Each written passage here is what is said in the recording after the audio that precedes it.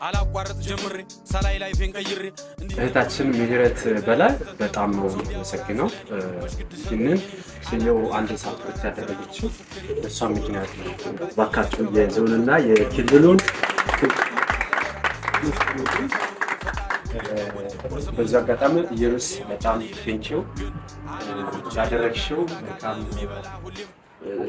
ባህሪ በጣም ትሪት ስታደርገኝ የነበረው ከዚህ በፊትም በቡርቴ ጉዳይ ብዙ ነው ትሪት ስታደርገኝ የነበረውና በጣም ነው የማመሰግነው። እናም አጠቃላይ ከዚህ ወንድማችን ጎን ለመሆን ብዙ ዋጋ የከፈላችሁ ሰዎች አሉ። ሱፐር ማተሚያ በጣም ቴንኪው ስፖንሰር ነበሩ። ወንታሎች ቴንኪው እዚህ ይህንን የመሰለ ልጅ እንዲያዘጋጅ ፈቅደው ስፖንሰር ሆኑ እነሱ ናቸው። ቴንኪው በዛ አጋጣሚ ወንታሎች እናንተም ይህንን ዝግጅት አክብራችሁ ስለመጣችሁ ቴንኪው በጣም ነው የማመሰግነው። በጣም ነው ማከብራችሁ። ወንድማችን እንግዲህ ብዙ ቻሌንጆች አሉበት። እሱ ብቻ ሳይሆን ብዙ ዳሪዞን ብቻ ሳይሆን ለሀገራችንም ብዙ ሰፖርት መደረግ ያለባቸው ሰዎች አሉ።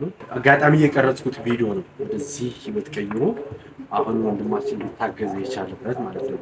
ከተማ ውስጥ ታውቁታላችሁ ይገኙታልና ሲንቀሳቀስ በእጁ ነው እየዞረ የሚለውና ሁላችንም እንትን ሀሳቡ ካለን ሀሳብ ሼር ካደረገን ሰው ማይረዳን ነው የሚመስለው።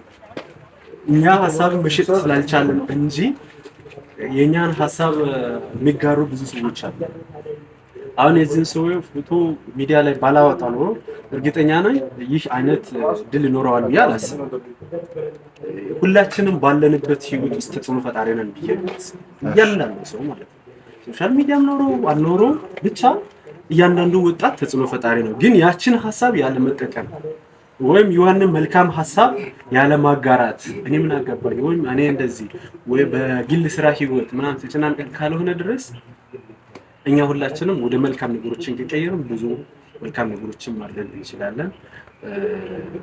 ብዙ ከሰላም ሚኒስቴር የመጣችሁ ከክልሉ ከዞኑ የመጣችሁ ወንድሞቼ ያላችሁና እጅግ በጣም ቴንኪው።